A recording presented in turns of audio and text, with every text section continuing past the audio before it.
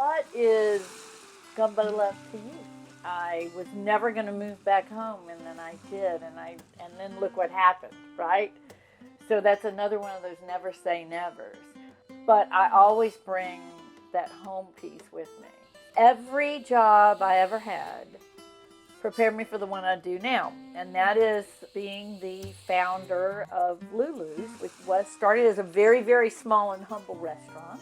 Then it grew and grew, and then we had a lot of hiccups. I lost my lease, I had to start all over again, and with the help of a lot of people, we were able to build a building and be able to increase the size of it, and it grew and it grew and it took off. So it's been very life-changing for me too, this outward success. So somehow I didn't think I was going to start a restaurant, but I had no idea what I was going to do.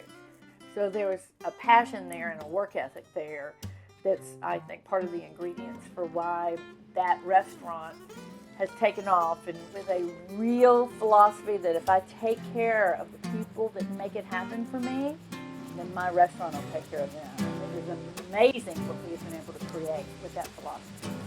Because my Gumbo Love, it's been an evolving thing as I have been in business, and I wrote one book, and then I've written a second book. And it became my signature, when I'd sign a book, I'd write Gumbo Love. And then people were like, well, what is Gumbo Love? And I had to kind of come up with it. We have defined it. It's still evolving a little bit, but it's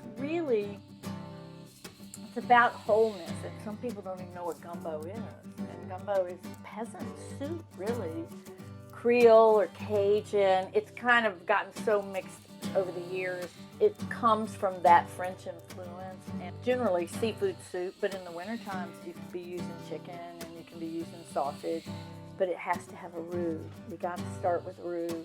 2 Sundays a month as a child, for my entire childhood, we went to the Gulf Coast of Mississippi, either to my maternal grandmother in Gulfport, Mississippi, or my paternal grandmother in Pascagoula, Mississippi. She grew up in a boarding house, so we had boarding house food, which was 3 proteins, 6 vegetables, 4 desserts, and I was always in the kitchen. I was always underfoot. So my childhood, it was those Sunday dinners at my grandmother's that really imprinted me. Interestingly, my father kind of took over the Sunday meals at our home. He had a repertoire of about 10 great things that were kind of hand-me-downs from his mother. So gumbo is what I learned to cook, and then that became my specialty dish. You try to figure out what your talent is or what your gift is to the world, and mine was cooking. And the gumbo is one of the first things that I mastered.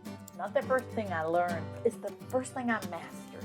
You take all these humble little ingredients, some shrimp and some okra, and gumbo is like putting so many different elements into a pot and creating something phenomenal, something so much better than what it would have been if they were standing on their own. And it's really about loving and respect and acceptance.